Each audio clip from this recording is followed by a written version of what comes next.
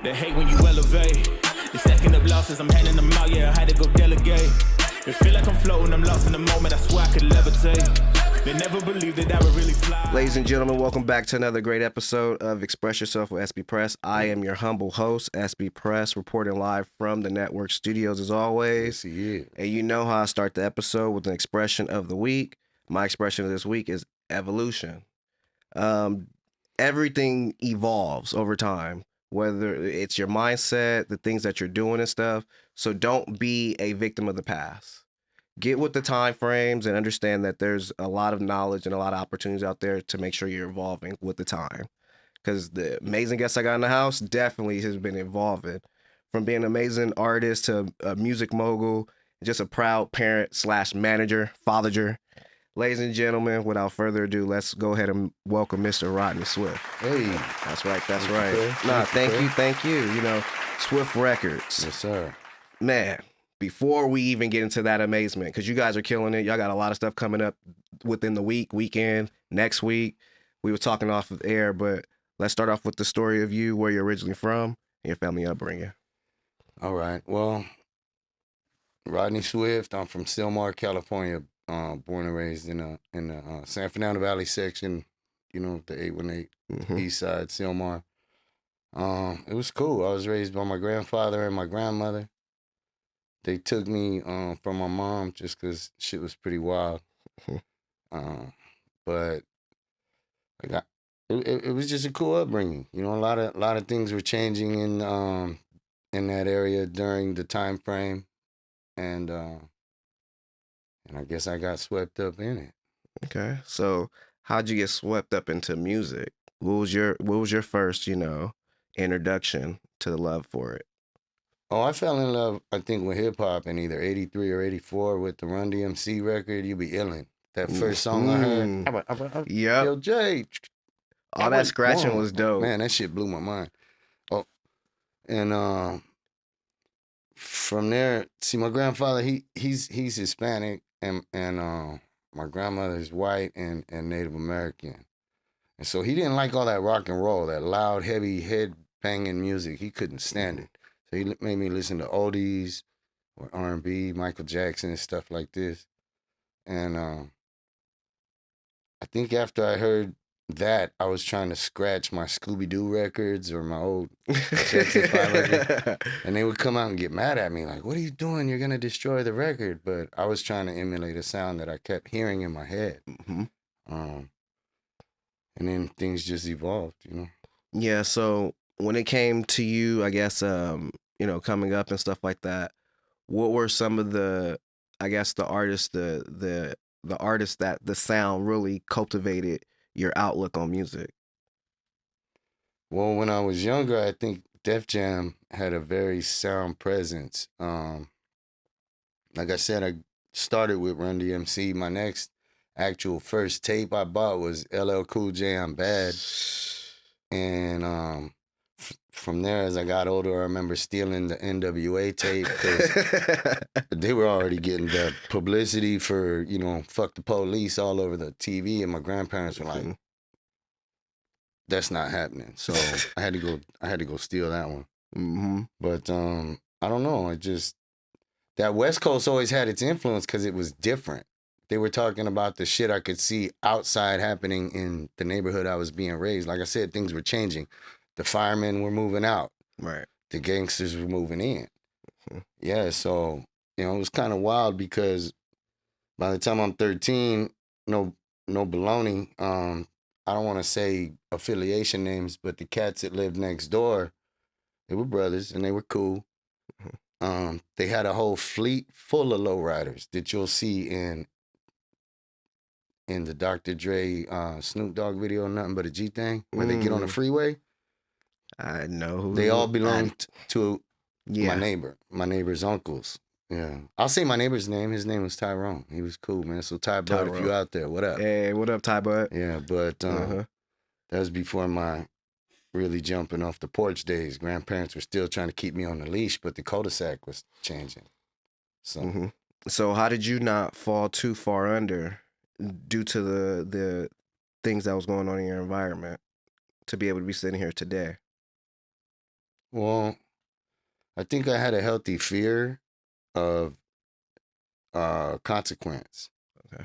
Um, like I got into my trouble definitely, but being that the neighborhood changed, my friends looking outwards were always either Hispanic or brothers. So I didn't see where the problem was having different friends from different areas. And Right. I didn't understand the roots of the politics behind why these different neighborhoods existed the way they did. Mm-hmm. So I kind of had a little more, I want to say, leniency, so I could go over to a different neighborhood and make friends over there, or shoot over here with these guys and make friends before there was a big um, unity movement. You know, during the 90s, everybody was still pretty divided with stay on your side and we'll Mm-hmm. stay on ours. So I don't know. It's just kind of weird. So basically, you're coming up around a lot of different individuals and stuff. Who had the? I guess who would you say embrace you the most? Which ethnicities embrace you the most? Both the black and brown. Yeah. It So just depended on whose you house was at I the was. quinceañeras and at the Yeah, barbecues. like who invited me to spend the night or have dinner, or, shit like that. It was cool. And I wanted to mention that as well because I think it's important that people continuously be open.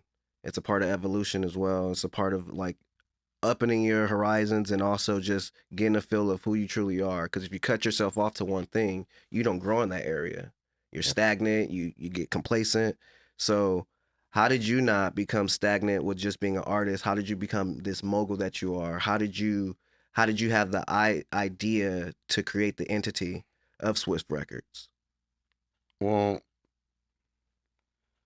I guess in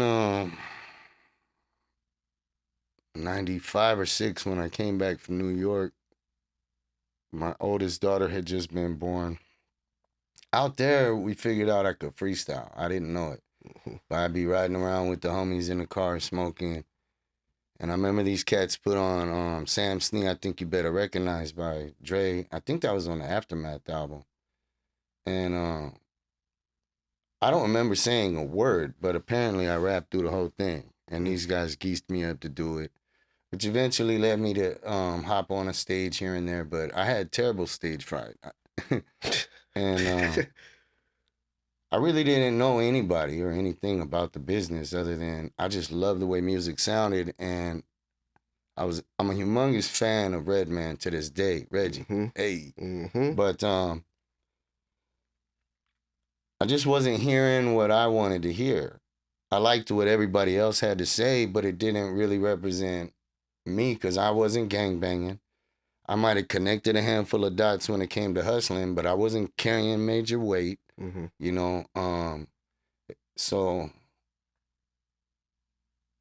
I don't know. I guess I- shit. This is a classic Pops moment. There we I go. forgot what the question was. See, I smoke a lot of weed. It was basically how did Swift have to Records edit come that. into fruition? Oh yeah, nobody was making the stuff I wanted to hear, so I just started doing my own thing. And from there, I met a cool gentleman.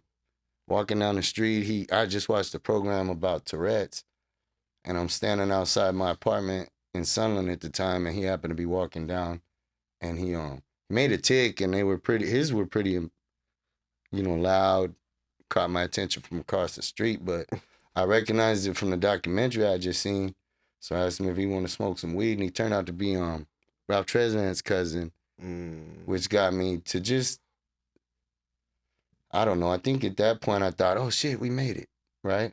Mm-hmm. Because that's the first person in the industry I ever met. But Ralph was really cool with me. He called me Ribs, and he put me in his studio with Zane, and we just did one song. But the thing that stuck out to me the most that day was at the end of the session, and this is after I developed a small relationship with Ralph, right? Mm-hmm. He tells me, hey, Ribs, get the door. And when I open the door, it's Bobby Brown. And that shit blew me away, So I'm just like, wow, you just kind of come across people. But back then, I don't think I had the people skills or the wherewithal to know how to network with them properly. Plus, I had nothing to offer, You So have you to add think. value to people, And if you have nothing to add, then you're just learning. Or you can add some of your experience. That's a valuable moment as well. Well, I mean, I added values. I brought a bunch of weed and we rolled Well, there those we up, go. man, the blunts. There we go. It's an up and smoke tour up in there. So, when it comes to pioneering from an artist to an exec, is that a hard transition? Talk about the little bit, like your mentality definitely has to shift over from being an artist to being business minded. What are some of the things that people should be aware of when it comes to having their own label and their own publishing company? I would think the first thing to remember is don't forget how to be an artist. Yeah, because you get I think see, when I stopped making music, I was a kid number 4 at that point and I was turning 30. But I was hearing the up and coming names and it's cool to see that they have since made it. Mm-hmm. I think I had pretty much wanted to just throw in the towel, but damn, I forgot the question again. It was some of the things that people should be mindful and aware of. Oh yeah, just don't forget to be an artist because there's still gonna be setups and the people that you're working for you are still gonna have those snags and snares in life where they're gonna be on the roller coaster either up or down, right? Mm-hmm. So you have to be willing to work through that as well. I mean, for me, it was learning from the next person what to do next. So after I had made a bunch of raps, I didn't know you needed to have ASCAP or BMI. Mm-hmm. It was one of my homeboys who has since passed away, who at the time, his name was Red Eyes, and he was doing stuff with Exhibit, and this was big shit to us, mm-hmm. But he's the one who had put me on to actually starting publishing, So I had always kept that in the back of my mind. And like I said, I had put it all on the shelf when I had all these kids, but it wasn't until the young man came to me, with a pair of headphones that kind of pushed me back into at least being in the business. I really didn't ever consider it or look at myself a certain way. I just wanted to protect my son and made sure that he was being 100% true to himself as an artist. Mm-hmm. And I think throughout the journey, I've learned a lot. And I've been able to meet a lot of really, really cool people because God don't make mistakes. Now, being an amazing father, because you are a father and a manager to the great Ruggo, like, man, I since it dropped, that's all I've been listening to. If you see my Instagram every day. And by the way, I'll take this second to say thank you, man. We got you a shirt. Oh man, thank you. Outside for us, man. So you already know that. I am a walking billboard. I will wear this proudly, yes, like, sir. and I stand by the music. Actually, I had one of my boys hit me up who'll be pulling up and stuff. King Vision, one of the proud sponsors as well. Rich, shout out. He literally hit me up. We having just a random conversation because he's a Steelers fan. We're talking about the game. He's like, "Yo, oh boy, that you had on your podcast. I've been listening to his music. I shit you not."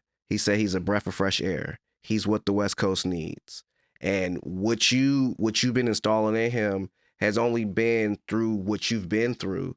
So can we talk about some of the things that you've endured that you make sure that he doesn't go through as an artist?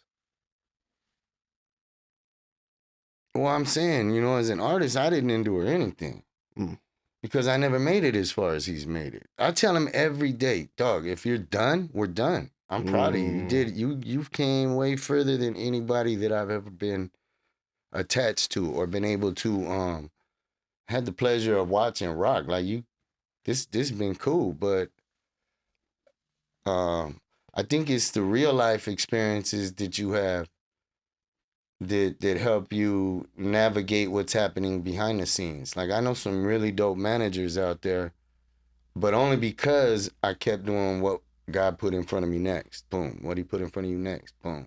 Mm-hmm. And then learn how to navigate that a little bit. Sometimes he gives you something bigger than you know how to deal with. And so he'll apply some of the right advisors who will say, hey, listen, maybe you need to go, to the front of the line and learn how this works. Mm-hmm. I mean, excuse me, the back of the line. The back of the line, right. Shout out Salas. Like, he was one of them cats Shout out. It was an amazing it's an amazing fact that God put us with Mars. Okay, cool. But not knowing the gravity of that at the time and learning that and learning how to build a network around the value that he added to Ruggo or me as a label, I think that's the most important thing, because relationships is all it's really about at the tail end of it anyways, you know? Right. And that's what I was going to ask too. What are some key things that artists need to really like sharpen up on when it comes to working with producers or working with I got labels? a gang of opinions for exactly that. But I don't want to hurt nobody's feelings. Well, if the truth hurts, then that's on them. I'm going to just say, like, the way I like to work, so for everybody else out there, you know, you can either use it or not. That's none of my business. But we got to all remember that studio time ain't free. 1000%. Okay, so let's look at the amount of studio time that you book. Do you need a 12-hour block? Or can we minimize this? Why don't you write your raps at home and maybe practice them to the beat a little bit? But if you're a cook on the spot kind of dude, I get that too, right? So maybe you have your producer show up a little bit earlier if he knows the artist. I mean, there's a lot of different scenarios, because I understand how people like to put the camps together and come up with stuff, right? Yeah. But I kind of understand what that's about as well too now. And so at this stage of the game, well, I have my own ideas on how I'm gonna put a few things together, but when I work with Ruggo or artists, I prefer them to be a little more prepared. Get in there, let's save the goofing off for afterwards. You can do that when you're listening to the sound man do his job, or after you got your bars up. I know a lot of cats nowadays think it's very popular to just one bar it. You waste so much time one barring it. Too much. Just go to the car and one bar it and record yourself. You know, I don't know. I don't have no advice for that, but efficiency is definitely, you know, the key. Getting in there and knowing what you want to your time frame and what you want to come up with, I suppose. Right. I agree with that. I dabbled in some you know, managing artists, artist development. So I definitely understand how much it costs to get an artist in the studio, get the stuff mixed and mastered, all the engineering, everything. So yeah, people, just use your time more wiser and actually prepare yourself before you even get in the position, because then you're just wasting money. Well, I would ask too, like, are you doing this because music's in you, or you just want to be a famous rapper? Right. What's the end goal here? Like, if you're making the music that you honestly want to hear, great. But I'm not hearing enough originality to say. I mean, I'm hearing a lot of originality. There's plenty of folks out there that are not getting the spotlight, that have a lot to offer to the upcoming Los Angeles hip hop culture. I've met a lot of them, but you know, if you're not making what you really want to hear, then you probably should ask yourself, what is your end goal? You know, are you doing this to get rich? Are you doing this to be a famous person? Are you doing this to get out what's inside of you? So, is it for the image, or is it to leave a message? Yeah. Like, that's the main thing. Like, create a legacy that when you're no longer here, it keeps on living. And what message are you trying to send? I mean, we grew up on some gangster-ass music. I just thought it'd be irresponsible to repeat that, because I sure didn't want to be sending my son to jail. And I don't want other people's. I wouldn't want his influence to send other people's sons to jail. Exactly. You know, so like I said, my boy said it was a breath of fresh air, and it's needed for the West Coast. So, like, man, we are major fans, major fans. And again, you know, it does me the great honor to let you know I do my due diligence and my homework. I have my blast from the past segment. And pretty much Ruggo blowing me up now. Big time shout out to that kid, man. But let's start here, because I felt like this was very significant when he spoke on it. So I would love for you to speak on it. I'll just touch on it really quick. I had just got caught with a firearm in by my grandfather. And he didn't know what to do with me anymore at this point because I had already been getting arrested in small juvenile things. I think I was only about 15, 14 or 15 in this picture, but yeah, I was already. So they were putting me on a plane to go to the East Coast to go live with my mom. But yeah. A lot of people get this misconstrued, or they think like, oh, because of the way I talk and stuff. I'm a kid from Compton who was into a bunch of dumb stuff. I had both parents and stuff, but I idolized my dad for the wrong reasons in certain ways. But it made me more the man that I am today through trials and tribulations. Because man, I was giving my parents, I was almost a Job Corps kid, and at this time, shoot, Job Corps they wasn't letting kids out until 24. So I understand getting in trouble, but also understand that you make a difference, you make a change, and you evolve to be better, not just for yourself, but for the people around you. So then you are a living testament of going through hell and making something out of it. So I understand a lot of people, a lot of people just think the opposite, but it's just I've come so far to continue to live in the past. They'll be blocking my present and not giving me a proper amount of time for a future. So just being grateful for those things. Definitely.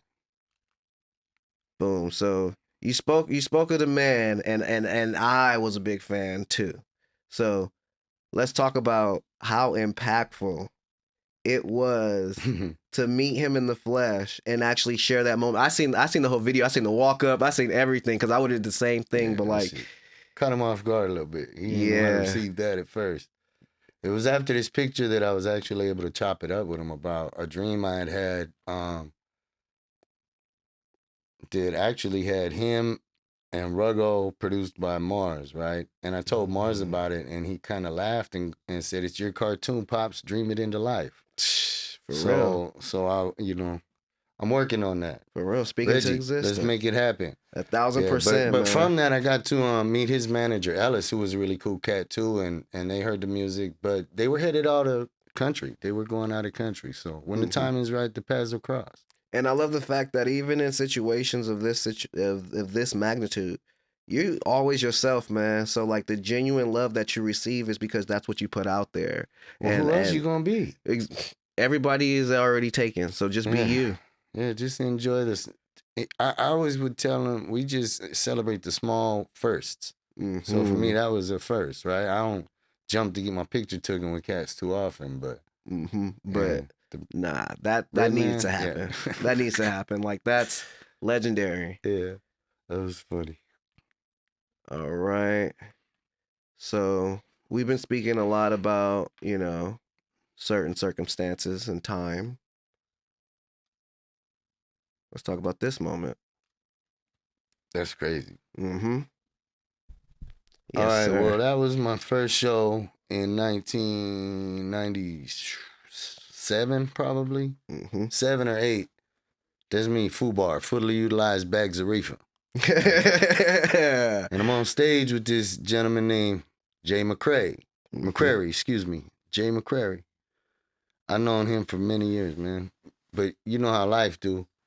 So I got stuck at the bottom of a bottle for probably 20 some odd years. But as life would have it, I run into him at Sirius XM, something we were doing with Ruggo. I run into him doing something with his son. I've never not kept my eyes off what he was doing with his son. And for those of you that may not know, his son is Jadon. He goes by Jadon now. But he was also the voice of the young Simba in Lion King. He got to sing on the Grammys. Like, I've watched that young man grow up and into something phenomenal. So this was our first show, which was the beginning of a relationship. People that believed in each other. They would come and record on my little 4-track tape recorder studio that I had, The original. Yeah. So you did say that you had a big issue with the stage fright and stuff like that. Yeah. How did you overcome that to have this moment? Like, what? Well, I had it right at this moment, but Yeah, I mean, I think at this first show, when I walked out there, I forgot the lyrics to the first song, like the first half of the song. So I Yeah. turned to the sound. It's a live show, mind you. I turned to the sound man. I'm like, yo, rewind it. And he looks at me and says, it's a live show. Just go. They don't know. So I started at the hook and kept it pushing. He was on the third song and he came out. And Jay's a phenomenal singer. So he pretty much carried the tail end of the show, and which got us some cool response at the end. Yeah, it was pretty cool. I was terrified the whole time. I was glad when it was over because, again, you learn that you only really gain courage by doing the things that scare you. Mm-hmm. Once it's over with, you're like, oh, yeah, okay, cool. I could probably do that again. Mm-hmm. Yeah, so. No, that was dope. Like, I had to definitely, you know, Yeah. get that from you. We spoken a lot about the I'll relationship. try not to peek. It's all good. We definitely spoken a lot about the relationship that you guys have. Yeah. Let's go ahead and tap in just a little bit more deeper and how important it is to have genuine relationships with people, not just because of the opportunities that can come, but just because of the information that can be shared and how you can grow as individuals but still grow collectively. Well, I mean, I think the key to having a genuine relationship like that is just the vulnerability and honesty, right? Like, there's no way in heck I can afford to work with this guy. So what he saw in Ruggo back in 2019 is something that I saw in Ruggo back in probably 2017, 2016, 17, right? Mm-hmm.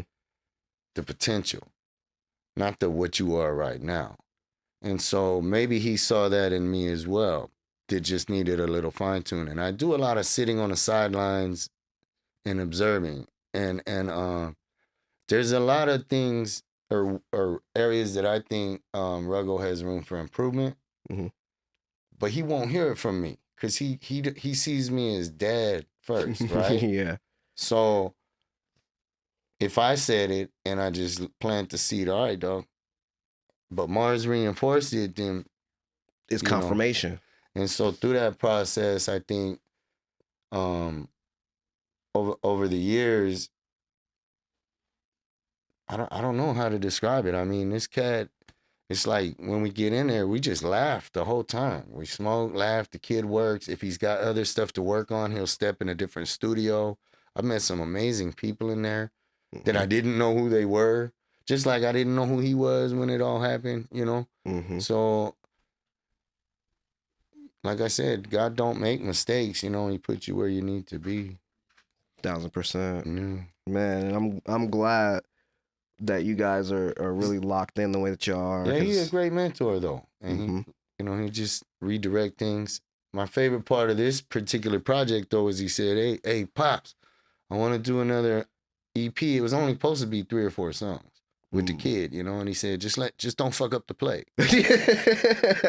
So this one I just stayed quiet through the whole thing and let them just cook and marinate. Yeah. Well, let's go ahead and talk about the kid. What do you truly want for him when it comes to the music industry? But also, what do you really truly want for him when it comes to being his father? Well, I just want him to be happy with whatever decisions he makes. As a father, I like to give him the perspective of a cat who maybe not had these kind of opportunities, but I think as young men, we all have the opportunity of life, right? And we don't listen to our fathers. I didn't have a dad. I didn't meet my pops till I was 36 years old. So my grandfather had to be my father, but he tell me the whole time that he wasn't. I'm not your father, so you could kind of figure it out. But, and so that shit never made sense until it did. So I guess what I want for him as a father is just him to be able to live with his decisions when he gets to my age, but not being, I want him to be able to not have his hands tied as much as mine may be. You know, he'll be able to, and I mean monetarily, he'll be able to use that as a tool. Right. You know, not because I didn't have that understanding earlier. As far as his career, like I said, we could quit whenever he's ready. But I know that he wants to go see the world, and I know that he wants to. It's not so much about having, touch individuals or inspire them to do something great. Of course, you want to leave a lasting inspiration in people, but you're gonna have your journey, Mm-hmm. and you're gonna find your great in you through the struggles, anyways. So, I guess for music, like I said, whenever he ready to quit, we could stop. But I wouldn't mind having, personally, I wouldn't mind having like one plaque on the wall. One would be cool, Well, and I'd be like, wow, we did it.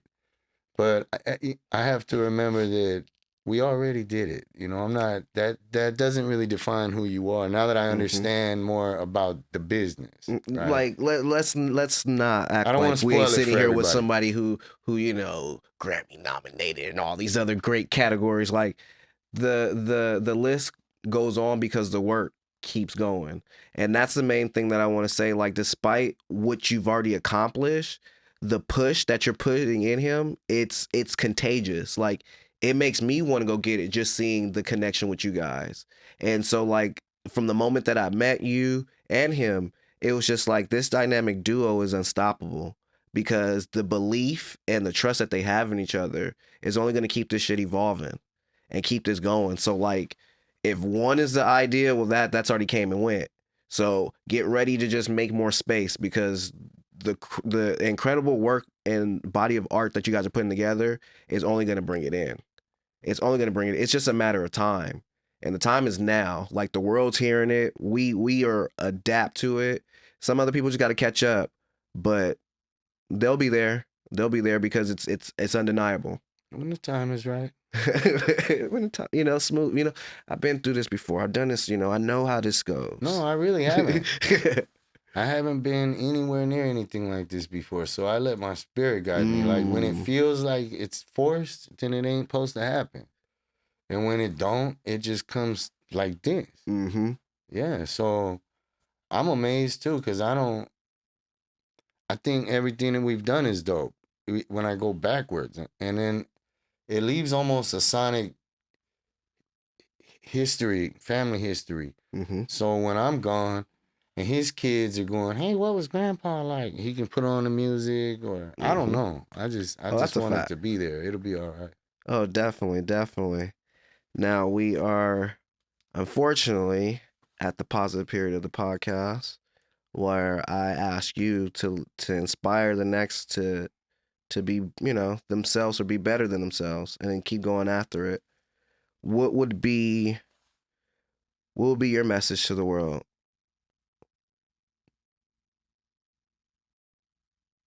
I guess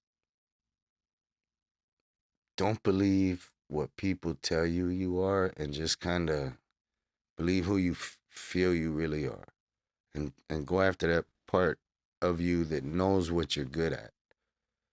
Don't waste time with the rest of it. I can't write novels. Mm-hmm. There's a few things I can do, so I do those.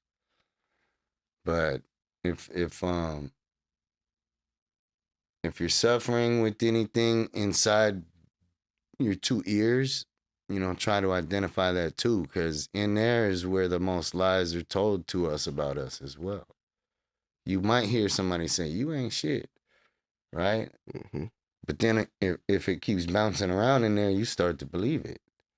So I would just for myself, if it's kind of cliche, but you'd have to know that X amount of years ago, I was pretty much on the side of the sidewalk. Mm-hmm. I had a severe drinking problem, 2 fists of tequila every day. So if I would have just stopped there and said, this is it, I would have never got to experience any of this stuff. So I guess it's just kind of keep going and don't really believe what other people tell you about you, and just chase what you're really good at. Put the gas on that part. Don't worry about the outcome. Mm-hmm. If it's supposed to happen, God will open up the doors for you, for real. Mm-hmm. Trust the process, like my big bro Press Play will say. Shout out, the family convict culture. It's always about trusting the process. I used to hear G.I. Joe say that all the time. Oh, word? Yeah, rest in peace, Joe. Yeah. He's one of the first artists to believe in us that was in the business. So that shit was pretty wild. So you've been around some goats. Oh, being yeah. being a goat yourself, and not just a goat, when it comes to having a label, being a music mogul, but being a down to earth man and a father. I appreciate the compliment, Press. 1,000%. I can't thank you enough. Let people know where to follow you, and if they need to know what next show y'all gonna be at and everything, let them know. What's today's date? Today is, it won't come out on the date, but today. All right. Well, shit, we got quite a few shows coming up. So if you're interested in checking out Ruggo Live, now throughout the first of the year, just tap in with either one of our Instagrams. Mine is Swift Records. Excuse me, Swift Records Publishing. Mm-hmm. I think there's an underscore somewhere in there. I don't know. You'll figure it out though, cause it'll be down here. It'll pop up right away. Or you could look at Ruggo's page, which is Ruggo818. Either one of these should keep you up to date with anything we're really doing. But if you support, we appreciate that. But we starting to change our format to go direct to consumer. So as my boy Bobby would say, you do a call to action, correct? Mm-hmm. So I'm gonna ask our real supporters to just go out there and make that purchase on Even Biz or on your streaming platforms. Spend the extra $1 or $2 so we can afford to pay the engineers, so we can afford to pay for studio time and things like this. Not just for us, but for any of the artists you're supporting, especially since the structure of the business has changed. Oh, 1,000%. I had to. I'm all about people putting their music on Even. Yeah. So it just gives the fan base more of a direct connect with the artist, and then you can truly see like how the thing flows for you. Because if you have the machine, sometimes it's just smoke and mirrors, and you don't really see the real impact that you're making with your audience. Oh, so this actually helps that. You got to clear the smoke and mirrors, man. For real. Because those don't equate to ticket sales. You wonder why you do a show and ain't nobody show up. All your favorite artists are canceling their shows because it was smoke and mirrors. Yep. Meanwhile, the up and coming dude over here got it packed out because he was making direct to consumer relationships. Very and genuine. Shout out to Mizza for really stepping on our neck with some of that part. My guy Mars, of course, you got to keep his name ringing. 1,000%, man. I'm gonna have him in the chair too, expressing himself. We got a lot of family ties and stuff like that. The degrees of separation ain't that much, so. Yeah. It's happening. It's crazy because Miss Corey. Miss Corey Renee. And shout out the Queen. I've been seeing her around at Mars events, right? But I remember in one of his music videos that he had with John B. Yeah. Right? My son, he was in Mexico, so I pull up to the video shoot and I'm kicking it with Rodney. And I'm sitting here next to these two beautiful women, and one of them happened to be Corey. And I was like, God dang, her toes look nice. Hey, she stays on point. People. She stay on point. Yeah. Major love. And shout out, the Queen. Y'all know where to find us. Socially Acceptable. That's a show that humanizes influence the LA way. We got a lot to be hitting you guys in the faces and the ears with. So stay tuned with that. And you guys already know who I am. I am your boy Xpress on Express Yourself Again. Thank you guys for tuning in, and see you next Taco Tuesday. When you elevate, the second of losses, I'm handing them out, yeah, I had to go delegate. It feel like I'm floating, I'm lost in the moment, I swear I could levitate. They never believed that I would really fly.